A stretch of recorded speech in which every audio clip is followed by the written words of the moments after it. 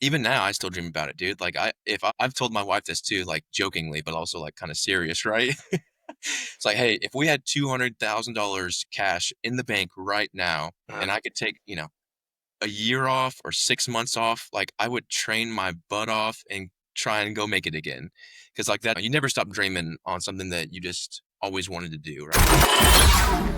Hey, all, welcome to another episode of Fun Flip Repeat. I am your private money lender, Joel Cadlick, and with me today is Brandon Bargas. He is a well rounded real estate professional in the community, and just so excited to have you on, Brandon. You have a wealth of knowledge and exposure to many different avenues and approaches and channels within real estate as far as retail and commercial and flipping and investing. So super excited just to get some of your wisdom and kind of your approach to how you look at real estate, how you approach it, what your connections are, what your relationship building is. And yeah, man, just super excited to have this conversation. So thanks for taking the time and thanks for coming on the show. Yeah, man, I appreciate the invite. It's always fun talking real estate. So, me and you have known each other for quite a few years now, if you really think about the history of it all. And so it's cool always that, we're Yeah. learning and growing together through this journey called life and real estate. So, it's awesome, man. I appreciate the invite. Absolutely, man. Absolutely. So before we get into what you're actively doing right now, I kind of love to just hear a little bit of the backstory, especially for anybody listening. So the story of how you actually got into real estate. Like what was the first thing that attracted you to just real estate in general, whether that was retail or investing? Obviously, there's so many different approaches to it, and we can kind of dig into that, what you're doing now a little bit later. But like what initially kind of sparked that interest for you? And what is that story for you? The origin story, I guess we'd say. Yeah, yeah, yeah. So, yeah, originally, man, I wanted to be a professional baseball player, and that didn't quite work out for me. But God had other plans, Yeah. and through playing baseball, and I met a gentleman on my team that originally from Las Vegas, and as I was doing odd end jobs in the off season, he was posting about real estate and flipping houses, and so I basically got to the point where I was like, okay, what is this? What are you doing? Yeah. And just started consuming as much information as I could with books and podcasts and started networking with people and kind of just eventually gave me the real estate bug kind of through that process of learning things realized how much wealth real estate can create. So I saw it for the future for my family and something that I wanted to pursue, and then also just the creativity behind it all, whether it's the underwriting and the financing or just how no two houses are the same.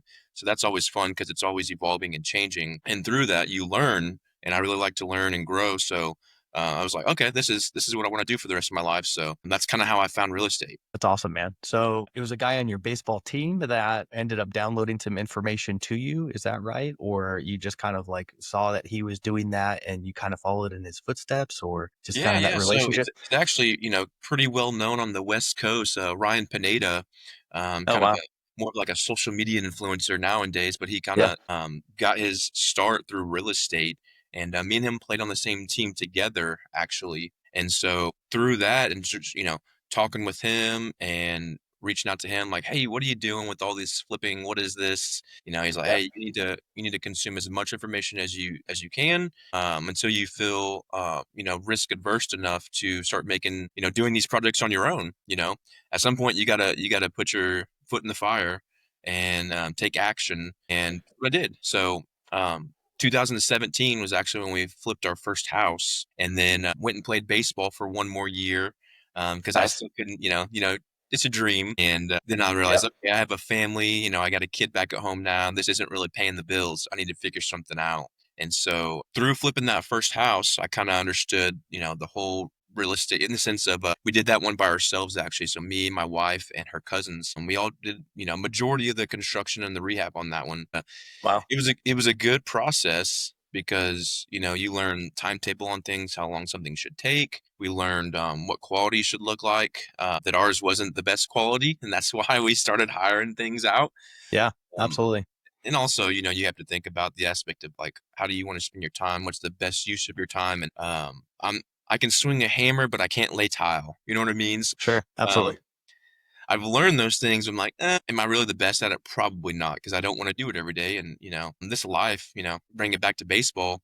It's all about reps, right? So it's like the more tile you lay, the better you're going to get at it. The more deals we underwrite, the better you're going to get at it. The more conversations you have with people on trying to raise money, the better you're going to get at it. So it's all a reps game. Yeah, I just kind of like went through that process and then decided like after that last year of baseball in 2018 to pursue real estate full time. That's awesome, man. Yeah, thanks for sharing that. I think that's super wise. It's like find someone like for you, it's Ryan Pineda, and that's a really big name, right? So for us who are in the community, probably recognize that name. It's like find someone who has done it or can download some knowledge that you can walk in their path of like, we don't have to reinvent the wheel. Like let's learn from them a little bit and avoid some mistakes and protect our downsides. And obviously you quickly learned that like, yes, you could do the work, but like, are you the best person to do it?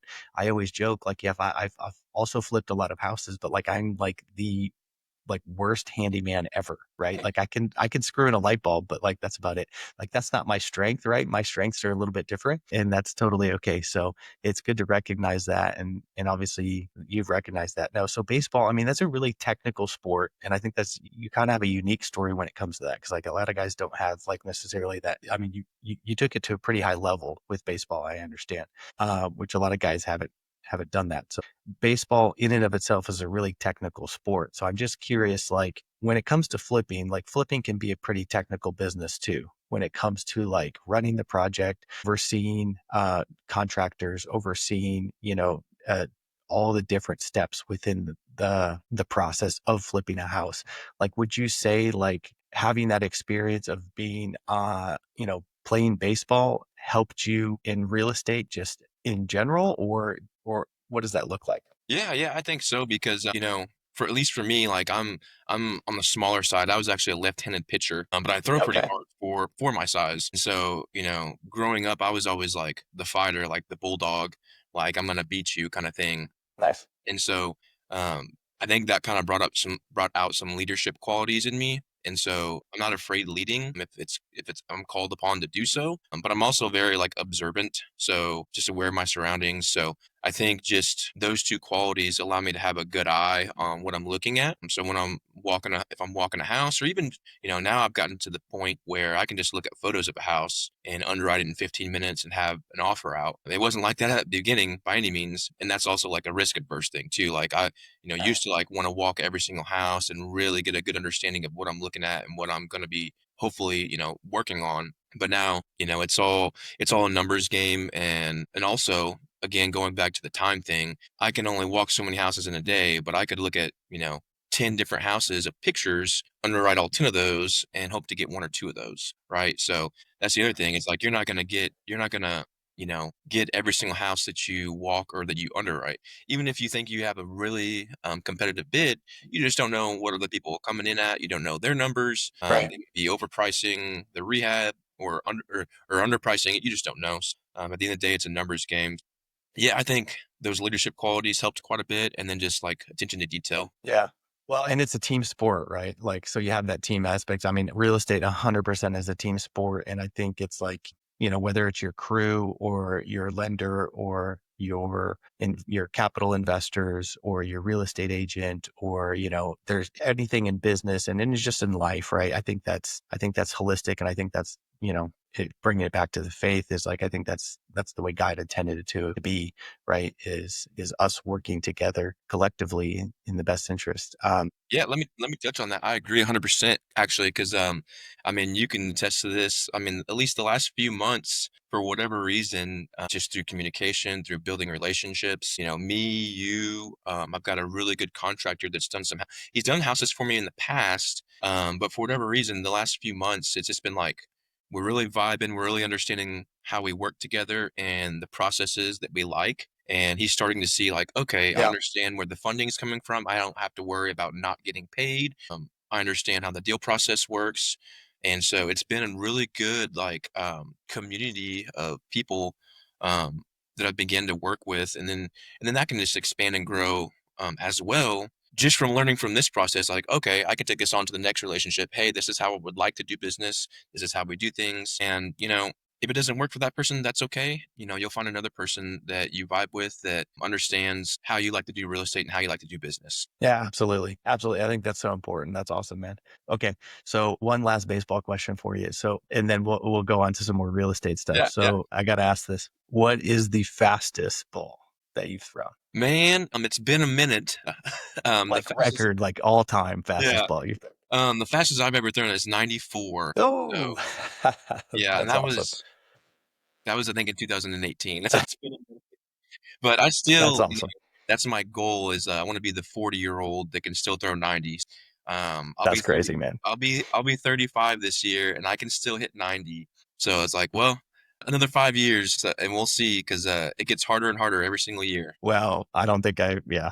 I don't even know what I could throw. I don't want to know probably. So it's probably terrible. I don't want my kids to know. They'd be embarrassed. So well, cool, man. Okay, so you're also a licensed agent. So you do, you also serve the community on the retail side, which I know that serves you as well for, the investment side is you could list your own homes, which I think is awesome. But you're also pretty well rounded, like we mentioned earlier, is you also have some exposure to commercial side. Do you mind touching on some of the stuffs and the projects that you're working on as far as commercial goes? Because I think that's pretty unique. Usually if guys are just like flipping, maybe they're just flipping, and commercials like a whole nother ball game, right? Yeah, yeah. So yeah, I got my license in 2019, and one of my high school buddies that I played baseball with, is part of Keller Williams brokerage, and he saw that I was trying to get into real estate and that I was trying to flip some houses, and he's like, "Hey, why don't you get your license?" And I just thought that was a really good idea to kind of understand that side of it of representing buyers and sellers with their houses, and so I went ahead and did that.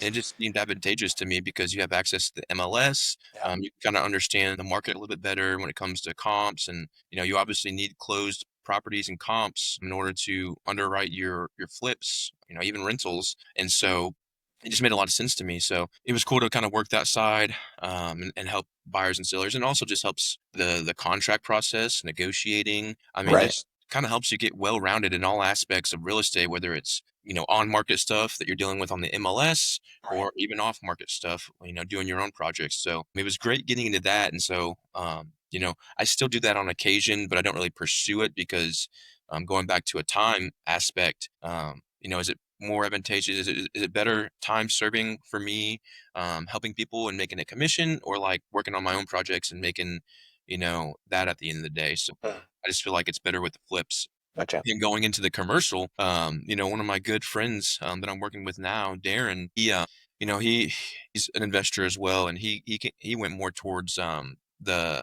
rentals, and so he, over a 5 year span, just drastically increased his portfolio of rentals, to where he could basically retire if he wanted to, at 33, 34, and just kind of be chilling. Right. But he then moved over to like industrial commercial about 2.5 years ago, and Okay. I was like, "Well, that's an interesting move." Kind of watching from the background, like it's an interesting move. Why would he do that when he's so successful? And so we got to talking, and he's like, "Yeah, man, it's good on cash flow. You get so much appreciation, and it's kind of a niche market because you're more business to business rather than dealing with individuals and single family homes. And so usually, typically, businesses pay their bills a lot better. They sign longer leases, so it's kind of more of like a locked in process and a little bit easier to deal with. And so, yeah, we That makes talked sense. about it, and I was like, you know what, I'm going to learn more about this. So I've been working with him for about a year and a half now, kind of learning that side of it, and it's been a lot. It's been fun, and I really enjoy it, and so I think I'm going to pursue that down the long run. That's awesome, man. So when you're talking about industrial, just so I want to clarify, it's warehouses, large spaces. Like you said, it's B2B, so you got businesses in there. You might have mixed use, right? So you might have office spaces in there. You got your overhead doors and stuff like that. So that's primarily what you guys are looking for and acquiring. Is that correct? Yeah, yeah, because it's a little bit easier dealing with big empty boxes rather than Mm. the commercial side. You obviously can have you think of just a Brahms or Mm. a supplement store or a restaurant, right? There's a lot of moving parts with that stuff, and we're just trying to keep it as simple as possible. More trades and businesses that need to store vehicles, just something that's set in stone, or even something that's specialized. Like currently, we're working with a company that's an environmental company, and Okay. they're essentially a multi-million or billion-dollar company. So it's like, okay, well, we know they're going to pay their bills just based off of that. So we were able to secure a 7-year lease with them, Wow. and seems boring, right? But it's like, well, that's guaranteed money for 7 years. And also, people look at this aspect. We are building this space out for them. They're also investing their own money into our building. So they're increasing our assets value by putting their own money into it. So you don't see that in residential, No. even in multifamily. I'm pretty sure. I mean, you don't see that. So yeah, it's pretty unique and pretty cool. No, I love it. And I think I like what you said. Like, it's pretty boring. And you also said simple. Like, I think I'm starting to love those two words, is simple and boring. Is like, the more simple and the more boring, the better. It, especially as like I continue to go down this journey of real estate myself. And is that a triple net lease that you guys are doing on that 7 year? Yes, yes, it is. Yeah, So that's awesome too, right? So triple net lease is obviously, the tenant is paying for the repairs, the taxes, and the insurance. And like you said, they're also doing improvements to the property. And sometimes like an industrial, that could be like hundreds of thousands of dollars. It's not always that, but it could be, tens of thousands of dollars. And that's wild, right? So they're paying repairs, maintenance, taxes, insurance, depending on how the lease is written. But if it's an actual pure triple net lease, they're paying all that. But to your point, like single family, if there's, a ding in the carpet, you might get a call from the tenant and you're going to have to address that. And you're also paying the taxes and the insurance. They're definitely not going to be pouring in thousands of dollars to improve your property. So I think it's a very attractive asset. And I think you and Darren are absolutely correct. And I think that's awesome what you guys are doing. I think there's a big market for it too. So I'm yeah, definitely interested absolutely. to keep an eye on that and see what you guys are going to do with it. That's exciting, man. That's super exciting. Yeah, yeah, yeah. It's been fun, and I still dabble in my flips and everything. Just kind of continue to generate income, and then push Yep. that into the industrial side. As an investment strategy. You want to put your money into different buckets. So that's kind of what I'm doing. Okay. All right, man. So I've got a couple. So here's a question for you related to real estate. So you've been in real estate now for quite a while, and you've been in couple of different areas, like moving in and out, like we've kind of said as well. So what's a belief you've held pretty strongly that you've since changed your mind about, if anything? Man, that's a good one. I would say, man, it sounds really not bad, but just, not everyone is as good as you hope for and that you think they are. Mm, Um, that's good. I'm pretty, I'm a pretty positive and optimistic person, Yeah. but it's like, man, real estate's tough and business is tough, and not everyone is as good as you are hopeful for. I think just kind of learning that and not allowing it to affect me as much, because it used to really bug me and like make me mad. Yeah. Why is this so easy and you're making it so hard, kind of thing?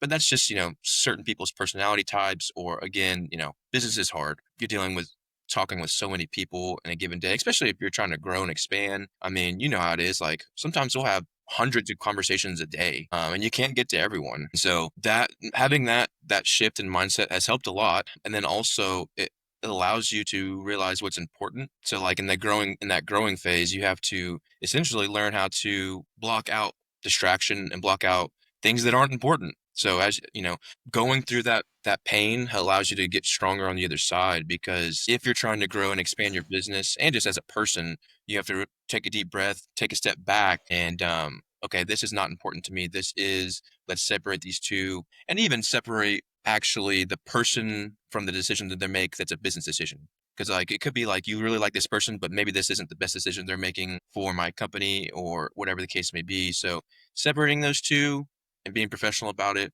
and then getting past it all to move forward. Yeah, I 100% agree with that. I usually like to say business is easy and people are difficult. We just tend to get in our own way, right? And Yeah. sometimes I think people get in their own way and they don't even realize it, right? So yeah, it can be hard. Yeah. And I in mean, those moments, it's like, man, you got to have grace too. So yeah, man. I yeah, mean, I had a buddy of mine that we had talked about a deal and we hadn't signed it on paper yet, but I thought it was pretty set in stone, like 90% I'm gonna be buying this house. And I follow up like a day or two later. It's like, hey, what's going on with this house? So, I thought we had it, like, what's going on? It's like, oh, I had to sell it to someone else. I was like, really? Like, it's kind of upset. And I could have let it really affect me. But I was like, yeah, God is good. I have things that I'm working on, and I have a great relationship with this person. I'm not gonna let one deal make me mad. Like, whatever, and literally, so we had that conversation, and it might have been that same day later or the next day. He's like, "Hey, I know I sold the other one to this person, but I have 2 houses I can give you right now, and I'll give them to you at a discount." Well, there you go, Wow. like, Wow. Yeah. I lost out on 1 house, but he just served me and is showing me 2 that I did end up buying from him. So it's like, "Well, I lost out on 1, but I gained 2. I'll take that, all day." So, yeah. That's awesome. That's awesome. What's the why behind the work you do? Man, I think it's, really just creating generational wealth for my family. So, I was the first person in my family to go to college, and, Okay. Awesome. Didn't know yeah, that. yeah, and, didn't use that degree at all because I was pursuing baseball, but, like I said, I'm glad you didn't, brother. God had other plans, right? Yeah, And absolutely. so, Amen. yeah, it's like we're not, we were. I would say we were a little poor growing up. I remember growing up on the west side of Tulsa, not the best part of Tulsa, and in the houses that I remember that we growing up in, my mom bought for 21,000. Yeah, yeah, and it Wow. was a great. I feel like it was a great house. I loved it. Yeah, You don't know when you're a kid. totally. And I think that's what's cool. Like they were doing real estate without really knowing they were doing real estate. Because I think we stayed in that house for maybe 5, 6 years, and she sold it for 75,000. So pretty neat. Yeah, that's awesome. But the why is, the generational wealth, being able to provide for my kids, being able to provide for my family, and then also, as me and you have learned growing in this, being able to help other people and seeing how it's changed my life, how it can change theirs, kind of as we talk about getting out of the rat race, getting out of the 9 to 5. Real estate's been able to do that for me. Like I can work as much as I want or little as I want, I can choose tomorrow to go golfing if I want. And not everyone has that choice. And so it's being able to have those choices, and those choices can create freedom and they can also create wealth. That's awesome, man. I love that. What's a failure you now see as a gift Hmm. in life or in real estate? Yeah, I would say baseball, to be honest. As much as I love baseball and wanted to pursue that and thought that that was my end goal, being like, honestly failing at that, right? I didn't make it to the level I wanted to make Would you at. see that as a failure though, or A little bit, because like even now I still dream about it, dude. Like I've told my wife this too, like jokingly, but also like kind of serious, right? It's like, hey, if we had $200,000 cash in the bank right now, and I could take, a year off or 6 months off, like, I would train my butt off and try and go make it again. Because like that, you never stop dreaming on something that you just always wanted to do, right? yeah, that's awesome, man. It's a little bit of a failure, but I think through that failure, it's taught me so much now in real life, and through real estate. So Yeah, 100%. we'll use that as the life one. And then also through real estate, man, I really haven't, I've been very blessed to not have any really bad deals blow up. I mean, I think I could safely say I haven't lost money on a single flip. I've probably broke even. That's fantastic, dude. Ring the bell. Yeah, That's awesome. ring the bell. I probably broke even, but like I haven't like actually lost money. So I would say that I'm blessed because I haven't had any bad deals really, and that's because I try to surround myself with good people. And like I said, I'm a pretty good reader on people. So I think just being able to read that, and also I'm just not a harsh person, so I don't take anything bad. I learn from those moments, Yeah, but at the end of the day, like if I have a bad relationship or a bad, outcoming with a contractor or a partner, I don't worry about things. I think about what's the problem? How can we fix it? And let's move on. Like let's just fix the problem, whatever that is, and let's move on. Because I don't want to worry, I don't want to stress. I just want to keep moving on and getting on to the next deal and growing and expanding. So yeah. I can definitely tell that, man. Like all because we've known each other now for several years, and it's always been positive. Even if we've had like some, I don't know, we've never really had any bad interactions, honestly. But yeah, Yeah. it's always been positive. So Yeah, I mean, you could I have could sold your tell I house could tell and if we did ever have a disagreement that we could work it out pretty easily. So, I oh mean, yeah. I would have no worries about that. So, it's definitely about personality. It kind of goes back to that like business is easy and people are difficult, but it's like who you align yourself Yes. with. So, yeah, 100%. So, well, that's awesome, man. Do you have any last parting things you'd like to share before we hop off here? Not really, man. I would just, for anyone listening, I would encourage you if you are interested in real estate, reach out to Joel and reach out to me. We could definitely help you out. And don't be afraid to take action. We talk about Yeah. people having analysis paralysis, Mm, and at the end of the day, you can analyze as many properties as you want, but you eventually got to take action. And put your best foot forward, surround yourself with good people, and good things will happen. As scary as it might seem, God wants you to take risk. Absolutely, man. He wants you to Well, expand. is there anything sorry, No, you're good. cut out there just for a second. Is there anything you're looking for that you wanna let the audience know, about anything I know you're looking for houses, so if anybody has houses, contact you about deals, anything else in particular that you wanna mention? Exactly, man. Yeah. Always looking for houses. So send me some deals. If you're an investor and you want to invest, whether it's flipping houses or the industrial stuff, we are always looking for deals. We're actually going to be raising here pretty soon for quarter 3 on the industrial side to buy another warehouse. And so, I mean, right now in that portfolio, what are we up to now? Probably close to 300,000, 250, 300,000 square feet of industrial that we own.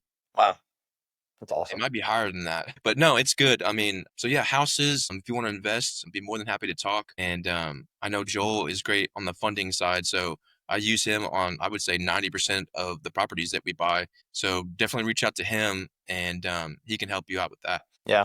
Well, thanks so much, man. We'll definitely leave your contact information in the show notes. So guys, like Brandon said, if you have any properties, he's definitely a great buyer. I can absolutely attest to that. Known him for many, many years now. Guys, if you have capital and you want to invest, Darren and Brandon and what they're doing in the industrial side, it's a really, really good place to put your money to work. It'll be stewarded very, very well. I can tell you that. Brandon, we're going to put your information in the show notes. And thank you so much for coming on, man. Really, really appreciate your time. And we will talk to you guys next time. All right. Thanks, Joel. Have a blessed day, brother.